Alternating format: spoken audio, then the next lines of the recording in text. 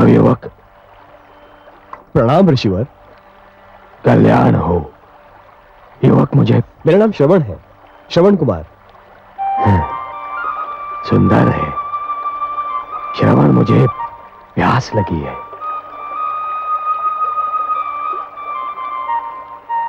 क्या बात है? मुनि श्रेष्ठ, आपके वस्त्र तो आपका परिचय देते हैं, परंतु आपके शस्त्रों से आपका परिचय समझ में नहीं आता। तुम मुझे मेरे वस्त्र देखकर मुनि कह रहे हो, परंतु मेरा ये धनुष, मेरा परशु, ये तो मुझे मुनि सिद्ध नहीं करते। उच्च कुल का तो सिद्ध करते हैं। उच्च कुल?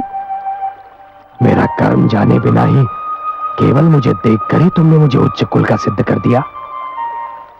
आप अवश्य किसी श्रेष्ठ ऋषि की संतान हैं, परंतु मैं एक वैश्य मुनि और छोटी जाति की माता की संतान हूं। श्रवण, तुम्हें अपनी माता को छोटी जाति का कहते हुए लज्जा आनी चाहिए।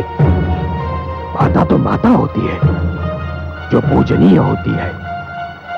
व्यक्ति की पहचान उसके कर्म से होती है श्रवण। जन्म से तो सभी शूद्र होते हैं। जन्मना जायते शूद्राः संस्कारात् विजोच्यते। क्षमा करें, मैं तो आपका विचार करके कह रहा था। मेरे हाथों से जल लेकर। श्रवण, वायु हर श्रेणी के व्यक्ति को छू कर आती है और हर श्रेणी के लोग उसी वायु से अपनी श्वास भर लेते हैं, शीतलता प्राप्त करते हैं। सूर्य की किरणें भी सभी के लिए समान होती हैं श्रवण। मेरा अर्थ समझ रहे हो ना? लाओ मुझे जल दो, मैं बहुत प्यासा हूं।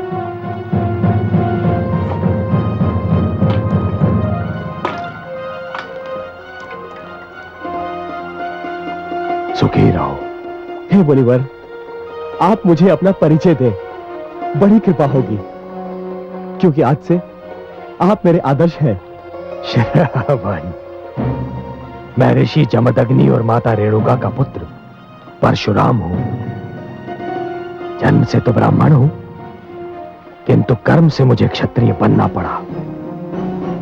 भगवान परशुराम, अहो भाग्य मेरे, जो मुझे आपके दर्शन हुए। एक तीर्थ स्वयं चलकर मेरे पास आ गया। मैं तुम्हारा तात्पर्य नहीं समझा। मैं अपने अंधे माता पिता को तीर्थों की यात्रा कराने निकला हूं। वो जो बैठे हैं मेरे माता पिता हैं।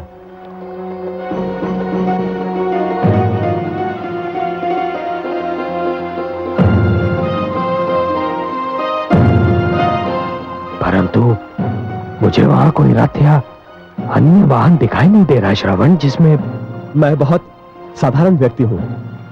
मेरे पास रथ आदि साधन नहीं है, किंतु माता पिता की इच्छा को पूरा करना हर संतान का धर्म भी है एवं कर्तव्य भी।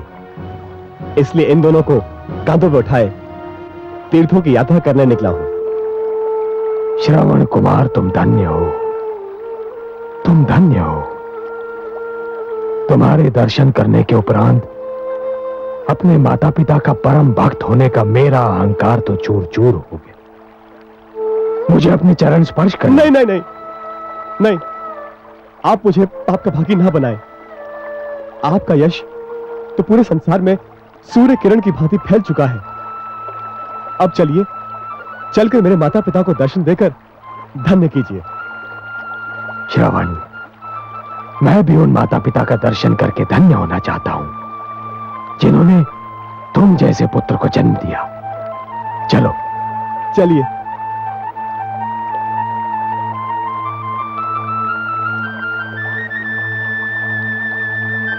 माता पिताश्री, भगवान परशुराम पधारे हैं। हमारे धन्यवाद। हे भगवान परशुराम, हमें अपने चरण छूने दीजिए। नहीं माता, चरण स्पर्श तो मुझे आपके करने चाहिए।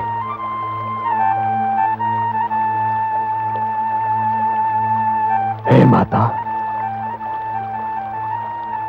मैं आपके पुत्र से मिलकर धन्य हो गया। आपके स्पर्श मात्र से हमें मोक्ष मिल गया। नहीं माता, आपके दर्शनों से मुझे संन्यास प्राप्त हो गया। इस संसार में इससे अच्छा दृश्य और कोई हो ही नहीं सकता कि एक पुत्र के कंधों पर माता पिता तीर्थ यात्रा कर ले। माता, अब मुझे विदा दीजिए। मुझे महाराज जनक के पास पहुंचना है।